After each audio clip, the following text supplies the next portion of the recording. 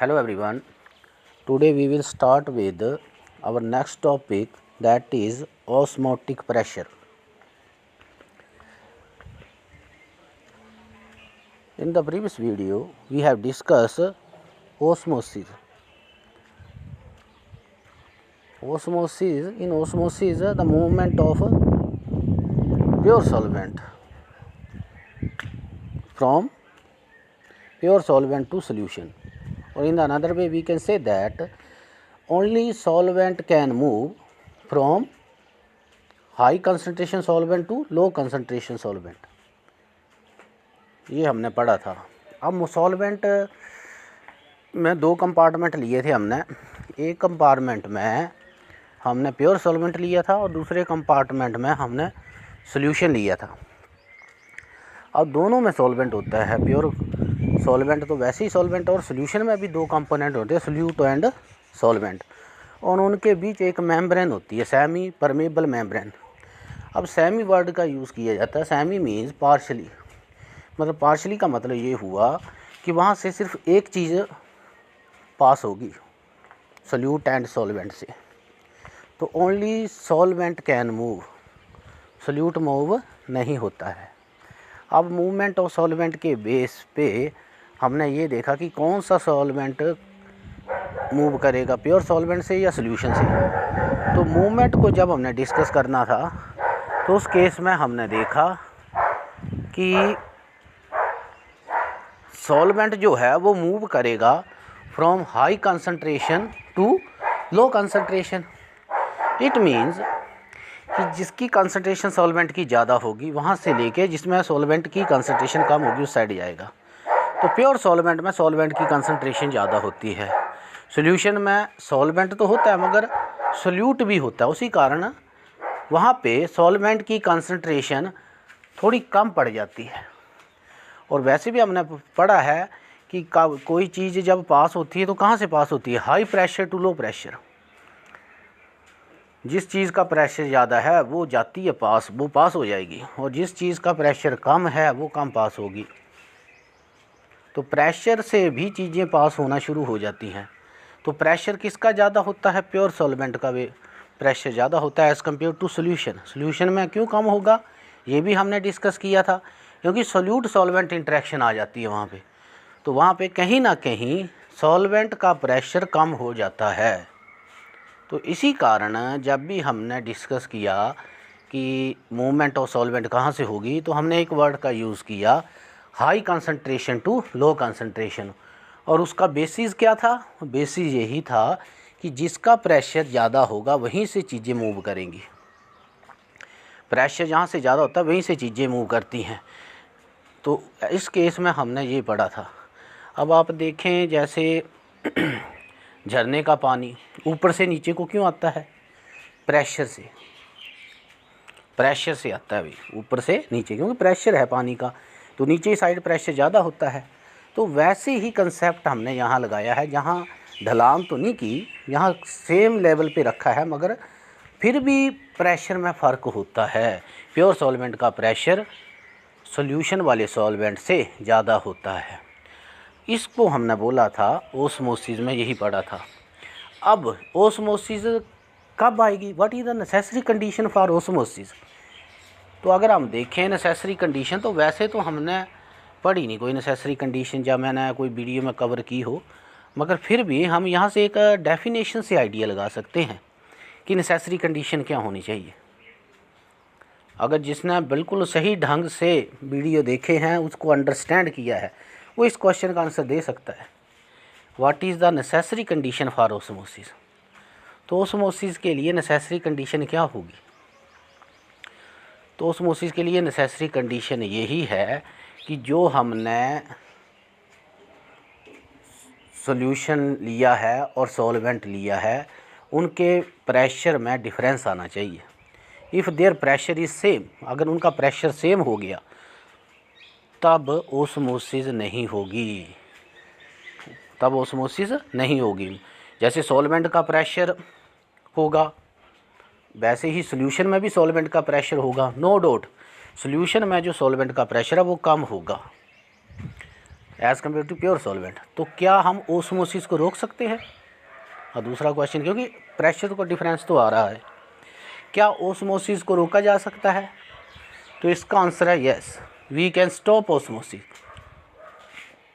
अब दूसरा क्वेश्चन, कैसे? कि अपने आप रुक जाएगी? तो अपने आप तो नहीं रुकेगी। क्यों? क्योंकि उसमें प्रेशर का डिफरेंस आएगा ही आएगा। तो इसे रोकने के लिए हमें एक्सटर्नल प्रेशर लगाना पड़ेगा, एक्सटर्नल प्रेशर लगाना पड़ेगा। अब एक्सटर्नल प्रेशर किस साइड लगाएं? तो सीधी सी बात है, जिस साइड प्रेशर कम होगा उसी साइड एक्सटर्नल प्रेशर लगाएंगे, ताकि दूसरी साइड के प्रेशर को न्यूट्रलाइज किया जा सके।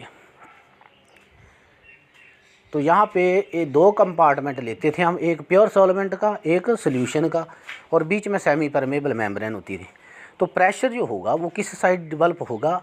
जो एक्सटर्नल प्रेशर लगाना पड़ेगा, बाहर से प्रेशर लगाएंगे हम, तो वो सोल्यूशन साइड लगेगा। अब इस प्रेशर को हम क्या बोलेंगे? Excess pressure.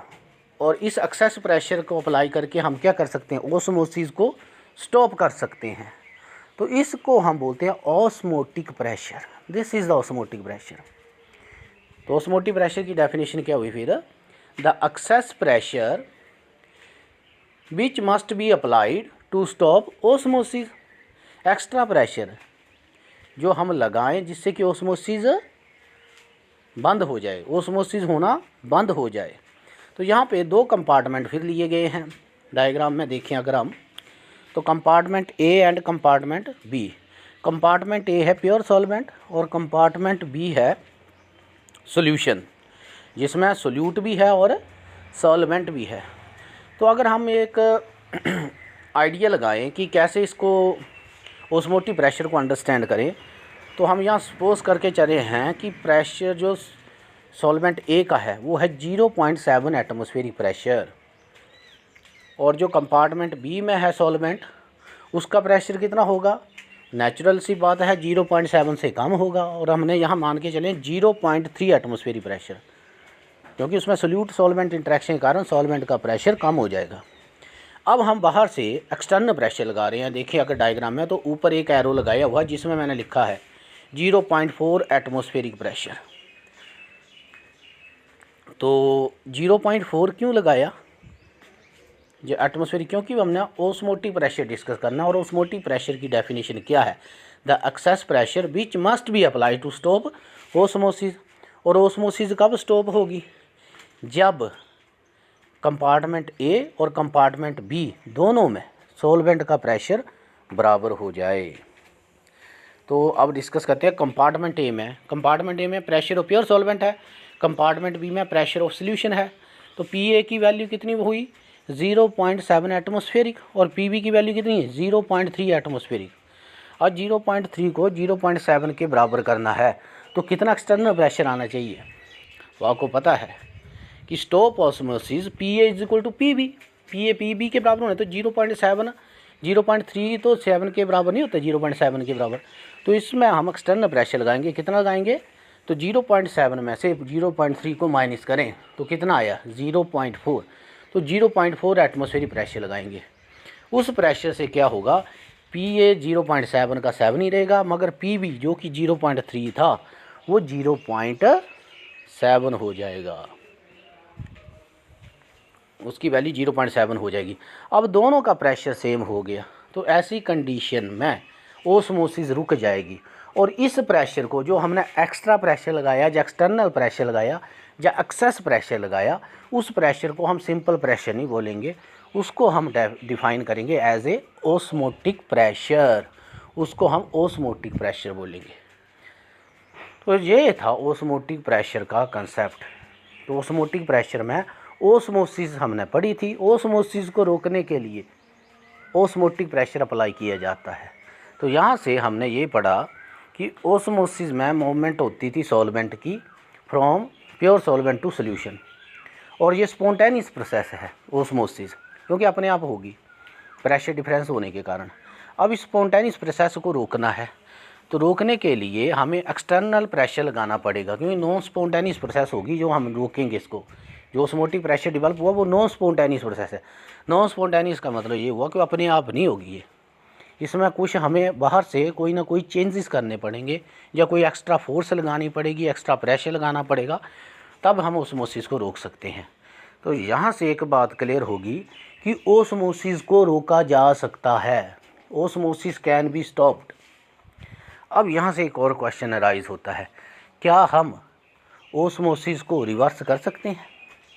रिवर्स ओस्मोसिस का मतलब ये होगा कि जो सॉल्वेंट है वो सॉल्यूशंस की साइड से लेके प्योर सॉल्वेंट की साइड जाए। मतलब जो डेफिनेशन अभी तक थी कि हाई कंसंट्रेशन सॉल्वेंट जो होता है from high concentration of solvent से लो कंसंट्रेशन ऑफ सॉल्वेंट जाता है, अब हम उल्टा बोल रहे हैं, रिवर्स बोल रहे हैं कि solvent can move from low concentration solvent to high concentration solvent.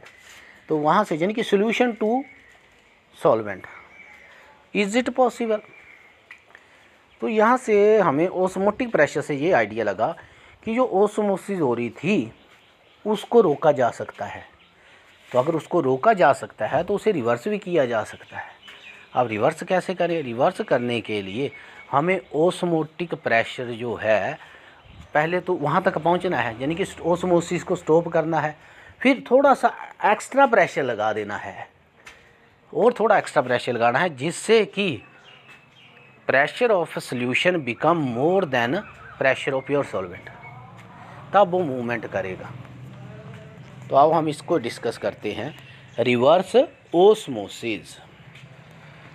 तो यहाँ से हमने पढ़ लिया था ओस्मोसिस स्टॉप होती है जब PA PB के बराबर होता है। रिवर्स ओस्मोसिस में क्या होगा? रिवर्स ओस्मोसिस में होगा PV is greater than PA, PB ज़्यादा आना चाहिए अब हमारे पास। तो इसको हम कैसे करेंगे?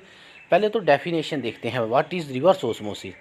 The movement of solvent molecule through semi permeable membrane from solution to pure solvent, from solution to pure solvent is known as reverse osmosis। तो यहाँ पे फिर मैंने वही कंपार्टमेंट लिए जैसे पहले लिए थे, compartment A and compartment B, मगर यहाँ पे हम देखें तो कंपार्टमेंट मूवमेंट जो है सॉल्वेंट की वो दिखाई गई है compartment B to compartment A। तो कंपार्टमेंट A का प्रेशर कितना था? 0.7। कंपार्टमेंट B का प्रेशर कितना था? 0.3। अब यहाँ पे जो एक्सटर्नल प्रेशर लगाया है वो लगाया हमने 0.6 एटमॉस्फेरिक प्रेशर, 0.6 एटमॉस्फेरिक प्रेशर। तो अब देखिए PA की वैल्यू कितनी आई? 0.7 एटमॉस्फेरिक प्रेशर। PB की वैल्यू कितनी आई? 0.3 एटमॉस्फेरिक प्रेशर। और P एक्सटर्नल जो बाहर से हमने लगाया वो लगाया 0.6 एटमॉस्फेरिक प्रेशर। अब हम टोटल प्रेशर बोथ साइड देख लेते हैं। तो PA जो लेफ़्ट साइड तक कंपार्टमेंट था, कंपार्टमेंट A, वहाँ पे प्रेशर की वैल्यू उतनी की उतनी रही 0.7 एटमॉस्फेयर, क्योंकि उस डायरेक्शन में उस साइड हमने कोई भी एक्सटर्नल फोर्स या प्रेशर नहीं लगाई। अब PB की वैल्यू बढ़ जाएगी। PB का अपना प्रेशर कितना था? 0.3, और जो उसी साइड हमने एक्सटर्नल प्रेशर लगाया वो स्मैड हो जाएगा, वो कितना लगाया? 0.6। अब PB की वैल्यू कितनी होगी? 0.9 एटमॉस्फेयर। अब PB की वैल्यू PA से ज़्यादा हो गई। अब प्रेशर किसका ज़्यादा डेवलप हो गया? अब प्रेशर डेवलप हो गया ज़्यादा PB का। तो इस कंडीशन में PV is greater than PA, तो सॉल्वेंट जो है वो रिवर्स डायरेक्शन में फ़्लो करेगा। रिवर्स डायरेक्शन का मतलब ये है from solvent can move from solution to pure solvent. तो ये रिवर्स ओस्मोसिस में पढ़ा हमने। वैसे अगर देखें हम तो ग्राउंड फ्लोर से अगर हमें सेकंड फ्लोर में पानी पहुंचाना हो तो हम मोटर का इस्तेमाल करते हैं, और वो मोटर प्रेशर ही डेवलप करती है। तो रिवर्स ऑर्डर में भी काम होते हैं, ऐसा नहीं है कि नहीं हो सकते, होते हैं काम, पर उस केस में हमें कुछ एक्सटर्नल फोर्स लगानी पड़ती है। तो यहाँ से ये पता लग गया कि एक्सटर्नल फोर्स का होना बड़ा ज़रूरी है जब भी हमने रिवर्स ओस्मोसिस करनी है। Without external pressure reverse osmosis is not possible, reverse osmosis possible नहीं होगी। तो अब on the basis of osmotic pressure we can stop osmosis. Osmotic pressure के अकॉर्डिंग हम अप्लाई करके ओस्मोसिस को रोक सकते हैं। थोड़ा सा प्रेशर और ज़्यादा हो गए, प्रेशर जो है ओस्मोटिक प्रेशर से एक्सीड कर जाए तो रिवर्स ओस्मोसिस भी कर सकते हैं। तो अब ओस्मोटिक प्रेशर के अकॉर्डिंग ही जो हमारा ओस्मोसिस है वो डिपेंड करेगा कि सॉल्वेंट की movement from pure solution to solvent होगी या प्योर सॉल्वेंट टू सोल्यूशन होगी। यहाँ से हमें ये आइडिया लग गया। बता, एक बात यहाँ याद रखनी है, जो ओस्मोसिस है that is spontaneous process and reverse osmosis is non spontaneous process. और जब भी नॉन स्पॉन्टेनियस प्रोसेस आती है तो उसमें कहीं ना कहीं एक्सटर्नल फोर्स या प्रेशर का इस्तेमाल किया जाता है। अब हम फर्दर पढ़ते हैं कि दो सॉल्यूशन का अगर प्रेशर सेम होता है, सेम प्रेशर होता है तब क्या होगा, डिफरेंट प्रेशर होता है तब क्या होगा। तो इसकी जो एप्लीकेशन है that is on our blood cell system. Blood cell system पे जिसकी एप्लीकेशन बनती है, तो इस एप्लीकेशन के बेस पे सॉल्यूशन फर्दर क्लासिफाइड होते हैं 3 कैटेगरी में। तो उन 3 कैटेगरी को 1 बाय 1 डिस्कस करते हैं। Now again we can classify solution into 3 category on the basis of osmotic pressure. 2 solution लेंगे, ओस्मोटिक प्रेशर दोनों का देखेंगे कितना है, उस बेस पे हमारा सॉल्यूशन फर्दर 3 क्लासेस में क्लासीफाई होगा। Now we can discuss them 1 by 1। तो यहाँ पे 3 टाइप के सॉल्यूशन बने। तो नंबर 1 सॉल्यूशन जो है दैट इज़ आइसोटोनिक सॉल्यूशन, और नंबर 2 पे जो सॉल्यूशन बनेगा दैट इज़ हाइपरटोनिक सॉल्यूशन, और नंबर 3 पे जो सॉल्यूशन बनेगा दैट इज़ हाइपोटोनिक सॉल्यूशन। तो यहाँ पे अगर देखें तो हम फर्स्ट को डिस्कस करते हैं, isotonic solution. What is isotonic solution? Iso means same, iso means same, tonic means concentration. तो a solution that has the same solute concentration as another solution, there is no net movement of water particle and the overall concentration on both side of the cell membrane remain constant। तो उसको हम isotonic solution बोलेंगे। Isotonic solution का मतलब हुआ है जिसमें same concentration हो। तो यहाँ पे प्योर सॉल्वेंट नहीं लेंगे हम, बेसिकली 2 सॉल्यूशन लेंगे, और 2 सॉल्यूशन इस ढंग से होंगे कि दोनों का आइसोटोनिक कंसंट्रेशन हो। तो सॉल्यूशन ए और बी। तो यहाँ पे हमने सॉल्यूशन जो लिए हैं वो लिया है 20% सोल्यूट कंसंट्रेशन, यानी कि 20% सोल्यूट कंसंट्रेशन का मतलब हो गया 20 gram solute in 80 ml of water, 80 ml of water. अब हमारी सेल मेम्ब्रेन है, सेल मेम्ब्रेन भी उसी कंसंट्रेशन की होगी, यानी कि 20% of solute. It means water move करेगा? अब नहीं करेगा। तो दोनों में ऑस्मोटिक प्रेशर सेम हो गया। ऑस्मोटिक प्रेशर तब डेवलप होगा जब हमारा कंसंट्रेशन वेरी करेगा। तो इस केस में there is no movement of solvent molecules, ये मूवमेंट तो सॉल्वेंट ही करेंगे, तो सॉल्वेंट नहीं मूव करेगा। जहाँ पे ये वो कंडीशन है जब P A is equal to P B हो गया, जब हमारी ऑस्मोसिस स्टॉप होती है। उस ऑस्मोसिस को हम ऑस्मोटिक प्रेशर बोलते थे, और उस सोल्यूशन के टाइप को हम क्या बोलेंगे? Isotonic solution. जब अभी हमने डिस्कस किया ऑस्मोटिक प्रेशर, वहाँ P A is equal to P B के बराबर हुआ था। तो यहाँ पे हमने वहाँ तो एक्सटर्नल प्रेशर लगाया था, मगर यहाँ पे हम थोड़ा सा डिफरेंस यहाँ पे क्या था कि वहाँ एक हम प्योर सॉल्वेंट लेके चल रहे थे और एक को सोल्यूशन लेके चल रहे हैं। अब प्योर सॉल्वेंट की जगह हमने दोनों जगह ही सोल्यूशन रखने हैं, दोनों जगह ही सोल्यूशन रखेंगे। तो यहाँ पे 2 सोल्यूशन लिए, एक लिया हमने 20% सोल्यूशन, और सेल मेम्ब्रेन ली, सेल मेम्ब्रेन का सोल्यूशन भी 20% था। तो वहाँ पे मूवमेंट वाटर की नहीं होगी। तो यहाँ पे एक ऐसी एग्जांपल है जैसे स्टोन है, स्टोन को आप पानी में डाल दो तो वो उसका साइज वैसे का वैसा ही रहेगा, ना कम होगा ना ज़्यादा होगा, क्योंकि उसमें सॉल्वेंट मूव नहीं करेगा। जब सॉल्वेंट मूव नहीं करेगा तो कंसंट्रेशन रिमेन द सेम, यानी कि साइज़ भी वैसे का वैसा रहेगा। अब रिवर्स ऑर्डर लेते हैं, एक सोल्यूशन को कंसंट्रेशन को बढ़ा देते हैं।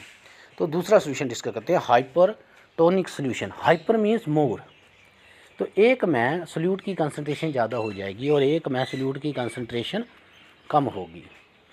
ए solvent that has higher solute concentration than another solution, तब क्या होगा? उस सोल्यूशन को हम बोलेंगे हाइपरटोनिक सोल्यूशन। तो यहाँ पे 20% ही लिया हमने बाहर का सोल्यूशन, और जो सेल मेम्ब्रेन है उसका सोल्यूशन कितना है 40% सोल्यूट कंसनट्रेशन। इट मीन्स यहाँ 40 ग्राम जो होगा वो आएगा हमारा सोल्यूट और 60 ग्राम वाटर, और जो बाहर का सोल्यूशन है सेल मेम्ब्रेन से बाहर का वो 20% है। उसका मतलब उसमें 80% वाटर होगा, मतलब 80 ग्राम वाटर होगा। यहाँ वाटर कहाँ किस में ज़्यादा हो गया, बाहर वाले सोल्यूशन में। तो water can move, water can move, तो वाटर कहाँ से मूव करेगा, वाटर मूव करेगा, water particle will move out of the cell. तो कहाँ से मूव करेंगे वो, out of cell, out of cell से मूव करेंगे, कि cell out of the cell move होगा। तो आउट ऑफ दी सेल मुझे मूव करे वाटर, तो उसको हम क्या बोलेंगे, हाइपरटोनिक सॉल्यूशन। उसको हम बोलेंगे हाइपरटोनिक सॉल्यूशन। तो यहाँ पे सेल से जाएगा।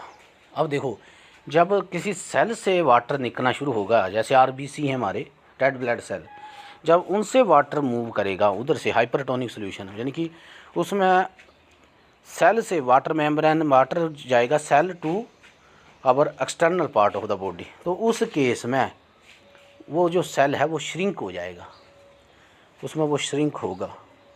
तो ये हाइपरटोनिक सॉल्यूशन है। अब थर्ड पर लेते हैं हम हाइपोटोनिक सॉल्यूशन। हाइपोटोनिक सॉल्यूशन जो है, ये solution, hypo means lower, tonic means concentration, a solution that has lower solute concentration than another solution. तो जब हम जो कंडीशन लगा रहे हैं कि लोअर सोल्यूट कंसंट्रेशन, वो किस पे लगा रहे हैं हम, सेल मेम्ब्रेन पे। सेल मेम्ब्रेन में जो सेल की कंसंट्रेशन है, तो उसकी सेल मेम्ब्रेन की कंसंट्रेशन बाहर वाले सोल्यूशन से कम होगी। तभी हमने अगर देखें तो 10% सोल्यूशन लिया हमने, 10% solute concentration. A solution that has lower solute concentration than another solution.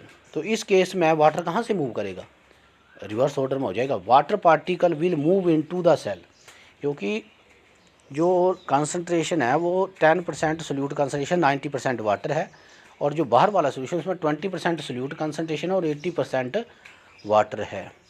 तो यहाँ पे जो वाटर की मूवमेंट होगी वो होगी into the cell, into the cell, मतलब सेल के अंदर जब पानी जाएगा, जब सेल के अंदर पानी जाएगा तो उसमें क्या होगा, फिर वो स्वेलिंग होगी, उसका साइज़ बढ़ जाएगा। जैसे आप चने वगैरह डालते हैं, राजमा वगैरह डालते हैं, पानी में भिगो देते हैं ना, तो फिर वो वाटर है, वो सुबह देखें तो वो जो चने हैं या राजमा, उनका साइज़ थोड़ा इंक्रीज़ हो गया होता है। वो इसी कारण होता है, इसी को हम बोलते हैं, क्योंकि उसके मेम्ब्रेन में वो पानी चला जाता है, सेल मेम्ब्रेन है जो, उसके अंदर पानी चला जाएगा, और उससे पानी के फ्लो के कारण ही उनमें स्वेलिंग आती है, या फिर वो उनका साइज़ बड़ा हो जाता है। तो ये मेडिकल टर्म है, इसका यूज़ है कि जब कभी श्रिंक हो जाते हैं रेड ब्लड सेल, कई बार उनमें स्वेलिंग आ जाती है आरबीसी में, और जब कुछ भी ना हो तो वो कब होंगे, साइज़ ऐसे का ऐसा रहे, वो है आइसोटोनिक सॉल्यूशन में। अब साइज़ श्रिंक होगा किस सॉल्यूशन में, हाइपरटोनिक सॉल्यूशन में, और साइज़ इंक्रीज़ होगा किस सॉल्यूशन में, हाइपोटोनिक सॉल्यूशन में। इस बेसिस पे कई बार क्वेश्चन आते हैं, कई बार के आते ही हैं क्वेश्चन कॉम्पिटिटिव एग्ज़ाम में। तो इसलिए मैंने इसको उस ढंग से समझाने की कोशिश की है कि अगर कोई चीज़ के साइज़ में फ़र्क नहीं पड़ रहा है, तो उसमें अगर सॉल्यूशन का टाइप डिस्कस करने को आ जाए आपको, तो आपने बोलना है कि उसका जो टाइप है वो आइसोटोनिक सॉल्यूशन है। अगर कोई चीज़ का साइज़ कम हो जाता है, मानो पानी में डाली चीज़ किसी सॉल्यूशन में डाली और उसका साइज़ स्मॉल हो गया, श्रिंक हो गया, तो वो कौन सा सॉल्यूशन होगा, फिर वो होगा हाइपरटोनिक सॉल्यूशन। अगर किसी सॉल्यूशन में डाली कोई चीज़ और उसका साइज बढ़ जाए, तो उस सॉल्यूशन को हम क्या बोलेंगे, हाइपोटोनिक सॉल्यूशन। तो ये हाइपोटोनिक सॉल्यूशन बन जाएगा। तो I think it is clear according to type of solution that is based on osmotic pressure. तो प्रेशर के अकॉर्डिंग हमारा 3 टाइप के सॉल्यूशन पड़े, आइसोटोनिक सॉल्यूशन, हाइपरटोनिक सॉल्यूशन और हाइपोटोनिक सॉल्यूशन। तो यहाँ से जो सॉल्यूशन की बात की, यहाँ आपने थोड़ा सा ये याद रखना है कि सॉल्वेंट कहाँ से कहाँ को मूव कर रहा है। सॉल्वेंट मूव कर रहा है यहाँ पे सोल्यूट की कंसंट्रेशन ज़्यादा हो और सॉल्वेंट की कम हो। अब नेक्स्ट टॉपिक है हमारा डिफ्यूज़न एंड ओस्मोसिस। तो डिफ्यूज़न एंड ओस्मोसिस में क्या डिफरेंस होता है? तो डिफ्यूज़न क्या है? Diffusion is movement of molecule from high concentration to low concentration. Movement of molecules from high concentration to low concentration, इसको हम डिफ्यूज़न बोलते हैं। तो सोल्यूशन की high concentration to low concentration, तो यहाँ पे क्या मूव करेगा? Both solute and solvent can move, both solute and solvent can move. तो ये डिफ्यूज़न थी। डिफ्यूज़न में जाते हैं movement of molecule from high concentration to low concentration, तो जहाँ पे दोनों चीज़ें मूव करेंगी, solute as well as solvent. अब ओस्मोसिस में क्या होगा? Movement of solvent that is water across a semi permeable membrane from high to low solvent concentration, तो उसको हम ओस्मोसिस बोलेंगे। ओस्मोसिस तो पढ़ी है हमने। डिफ्यूज़न में और ओस्मोसिस में क्या फ़र्क आया? डिफ्यूज़न और ओस्मोसिस में एक फ़र्क तो यहाँ पे आ गया कि ओस्मोसिस में only solvent can move, diffusion में solute and solvent both can move. तो ये बेसिक डिफरेंस आया। अब ये दोनों मूव क्यों हो गए हैं डिफ्यूज़न में? Because in diffusion there is no semi permeable membrane, उसमें सेमी परमेबल मेम्ब्रेन नहीं होती है, जबकि इसमें सेमी परमेबल मेम्ब्रेन होगी। किसमें? ओस्मोसिस में। तो ये भी एक डिफरेंस है। या फिर हम ऐसे ही बोल सकते हैं कि अगर कोई ऐसी चीज़ यूज़ की जाए उसमें पार्टिकल साइज इतना छोटा है कि वो मेम्ब्रेन से भी पास हो जाए। दूसरी पॉइंट हम ये भी बोल सकते हैं। तो डिफ्यूज़न में दोनों ही पास होंगे, solute as well as solvent, solute as well as solvent. और ओस्मोसिस में ओनली सॉल्वेंट कैन मूव। तो यहाँ से एक ये कंसेप्ट था डिफ्यूज़न और ओस्मोसिस का। अब हमारे पास यहाँ पे बचता है वेंट हॉफ फैक्टर, तो उसको डिस्कस कर लेते हैं। वेंट हॉफ फैक्टर जिसको हम किससे डिनोट करेंगे? आई से। Van't Hoff factor I is defined as the ratio of observed colligative property to the theoretical colligative property, to the theoretical colligative property. तो आई की वैल्यू क्या आ गई? Equal to observed colligative property divided by theoretical colligative property. अब observed colligative property हमने पढ़ ली है क्या होती हैं, ये आपको सबको पता है। अब ऑब्जर्व्ड और थ्योरेटिकल में क्या फ़र्क है? ऑब्जर्व्ड का मतलब ये होता है कि एक्सपेरिमेंटली उसकी वैल्यू कितनी आई, और थ्योरेटिकल का क्या होता है? थ्योरेटिकल का होता है कि एक्चुअल में वैल्यू कितनी होती है, जो हम फार्मूला से ड्राइव करते हैं कि एक्चुअल में कितनी वैल्यू है, वो फार्मूला से हमें निकलती है। और थ्योरेटिकल कितनी वैल्यू है वो हमारी एक्सपेरिमेंट से निकलती है। ठीक है ना? जैसे हमारे पास कई कंपाउंड 100% के हम जो मोस्टली कंपाउंड लेते हैं 99% प्योर होते हैं, कम से कम 99 पॉइंट तक प्योर होते हैं। तो जब हम उस कंपाउंड की प्योरिटी एक्सपेरिमेंटली करते हैं तो वो 80-90 के करीब आती है।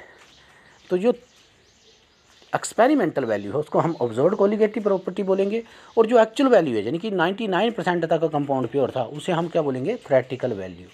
तो इन दोनों के रेशियो को हम क्या बोलते हैं? Went Hoff factor. तो वेंट हॉफ फैक्टर में और भी डेफिनेशन आती हैं इसकी, दैट इज़ नंबर 1 जो थी हमारी experimental colligative property divided by calculative colligative property. दूसरी i normal molecular mass divided by experimental molecular mass, normal molecular mass divided by experimental molecular mass. और थर्ड है number of particle after association और dissociation divided by number of particle initially present. तो association और dissociation में number of particles में फ़र्क पड़ता है। देखो जैसे एसोसिएशन का मतलब ये होता है कि इकट्ठे हो जाना। जब दो पार्टिकल्स इकट्ठे हो जाएं तो एक पार्टिकल बनाएंगे तो नंबर ऑफ पार्टिकल वहाँ डिक्रीज़ हो जाएगा। और डिसोसिएशन में एक पार्टिकल टूट के दो में कन्वर्ट हो जाता है, जैसे NaCl ये एक ही है कंपाउंड, मगर जब ये डिसोशिएट होता है इसमें दो आयंस बनते हैं, Na पॉजिटिव और Cl नेगेटिव। तो यहाँ दो आए तो यहाँ पे I की वैल्यू ज़्यादा हो जाएगी, मतलब वेंट हाफ फैक्टर NaCl का ज़्यादा होगा as compare to glucose. Glucose में डिसोसिएशन नहीं होती है, और जहाँ एसोसिएशन हो वहाँ कम हो जाएगा। एसिटिक एसिड में होती है एसोसिएशन वगैरह, तो वहाँ पे कम हो जाएगा। ये कुछ एग्जांपल आपने देख लेनी है। अब मैं बेसिक बता रहा हूँ कि जहाँ पे डिसोसिएशन होगा वहाँ वेन टाउ फैक्टर की वैल्यू बढ़ जाएगी, और जहाँ पे एसोसिएशन होगा वहाँ वेन टाउ फैक्टर की वैल्यू कम हो जाएगी। ये एग्जांपल बुक्स में काफ़ी दी हुई हैं, चलो एक दो मैं डिस्कस कर लेता हूँ। जैसे NaCl और MgCl2 को कंपेयर करें तो NaCl में टूट के क्या बनाएंगे, Na positive plus Cl negative, तो Na पॉजिटिव एक हो गया, Cl नेगेटिव एक और हो गया, 1 + 1 हो गए 2, 2 आयंस बने। और दूसरा MgCl2 ले लो, MgCl2 में मैग्नीशियम का एक आयन बनेगा Mg2 पॉजिटिव, एक आयन मैग्नीशियम का बना प्लस 2Cl नेगेटिव, तो 1 + 2 कितने हो गए, 3 आयंस बन गए। तो यहाँ पे I की वैल्यू MgCl2 की ज़्यादा होगी, क्योंकि वहाँ पे कितने आयन बन रहे हैं, वहाँ पे ज़्यादा आयन बन रहे हैं, एक ज़्यादा हो गया। अब हम बोलें KCl और NaCl ले, तो वहाँ दोनों में 2-2 एटम्स आ रहे हैं, 2-2 आयन्स आ रहे हैं। KCl में भी K पॉजिटिव Cl नेगेटिव 1 + 1 2, और NaCl में भी Na पॉजिटिव Cl नेगेटिव 1 + 1 2, तो उन दोनों की बेंट हॉफ फैक्टर वैल्यू क्या आएगी, सेम, दोनों की बेंट हाफ फैक्टर वैल्यू आएगी सेम। तो यहाँ पे जैसे ही डिसोशिएट करके देखना है कि नंबर ऑफ आयंस ज़्यादा बने तो बेंट हाफ फैक्टर भी ज़्यादा ही आएगा, क्योंकि that is directly proportional to association और डिसोसिएशन। तो जहाँ डिसोसिएशन होती है वहाँ पे वैल्यू बढ़ जाती है और एसोसिएशन में कम हो जाएगी, यानी कि 1 से 2 होए तो वैल्यू बढ़ेगी और 2 से 1 हो जाए तो वैल्यू कम हो जाएगी। एसोसिएशन और डिसोसिएशन आपस में उल्ट होते हैं, तो ये आपने याद रखना है। This is van't Hoff factor. Today we will discuss osmotic pressure. Osmotic pressure is excess pressure which must be applied on the solution side to stop osmosis.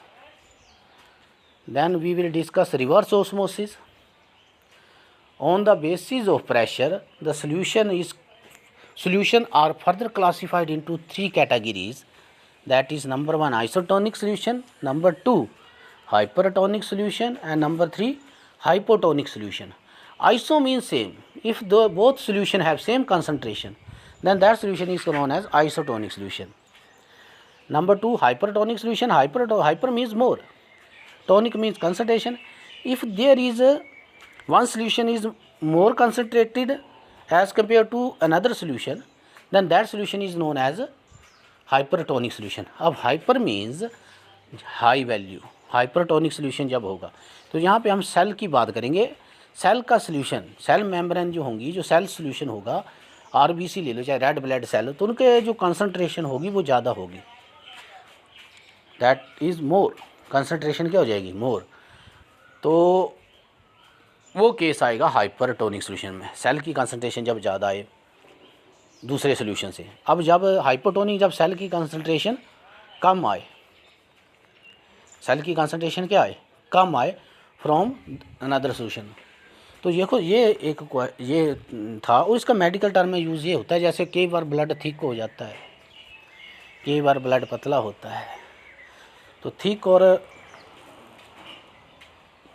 पतला जो किया हमने ब्लड, उस बेस पे जिसको ये क्यों होता है, this is due to this type of solution. इस टाइप के सोल्यूशन इनको होते हैं।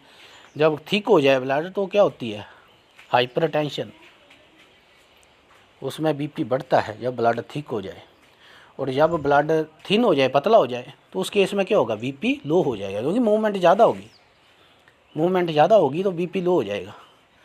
BP होता है ब्लड प्रेशर, ब्लड प्रेशर। तो यहाँ से ये कुछ मेडिकल टर्म के यूजेज हैं जो मैं ज़्यादा डिटेल में तो ये बायो वाले ही पढ़ा सकते हैं कि इसमें एक्चुअल में फिनोमेना क्या है। मैं तो जस्ट बेसिक आपको बता रहा हूँ कि इस ढंग से ब्लड में भी सेल कई बार थिक हो जाता है ब्लड, कई बार ब्लड पतला भी हो जाता है।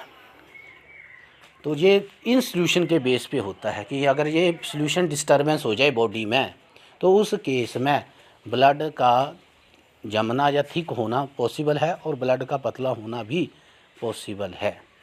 उसके बाद हमने पढ़ा डिफ्यूज़न और ओस्मोसिस में क्या फ़र्क है। तो डिफ्यूज़न में दोनों पार्टिकल्स मूव करते हैं, सल्यूट भी मूव करता है और सॉल्वेंट भी मूव करता है, गैसेस करती हैं डिफ्यूज़, गैस भी, और इनका डिफ्यूज़न इन ऑल डायरेक्शन होता है, ऐसा नहीं पार्टिकुलर डायरेक्शन नहीं होती। जैसे उसमें देखो एक और यहाँ पे डिफरेंस आ रहा है, डिफ्यूज़न में पार्टिकुलर डायरेक्शन होती है, diffusion will do in all the direction, whereas osmosis में solvent can move from a particular direction. तो ये सॉल्वेंट की एक पार्टिकुलर डायरेक्शन होती है। तो डिफ्यूज़न गैस शो करती है। अब देखो गैस का, अगर गैस की डिस्कस करें तो अगर गैस लीक होती है तो वो सभी डायरेक्शन में फैल जाएगी। ऐसा नहीं है कि ये लेफ़्ट साइड फैलेगी या राइट साइड फैलेगी, ऐसा नहीं है। गैस का डिफ्यूज़न जब होगा तब वो सारी डायरेक्शन में होता है। तो diffusion will always occur in all the direction. और डिफ्यूज़न होता क्या, कोलिजन बिटवीन द मॉलिक्यूल। और जो कोलिजन क्यों होता है आर direction, because collision is always random. ये kinetic molecular theory of gases में पढ़ा हमने। तो ये इसी कारण ये था। अब नेक्स्ट थी हमारी वेंट हॉफ फैक्टर, ये भी हमने डिस्कस कर लिया। तो थैंक यू, आज के लिए इतना ही। अब नेक्स्ट वीडियो में देखेंगे नेक्स्ट क्या पढ़ना आगे हमने। Till then take care, good bye.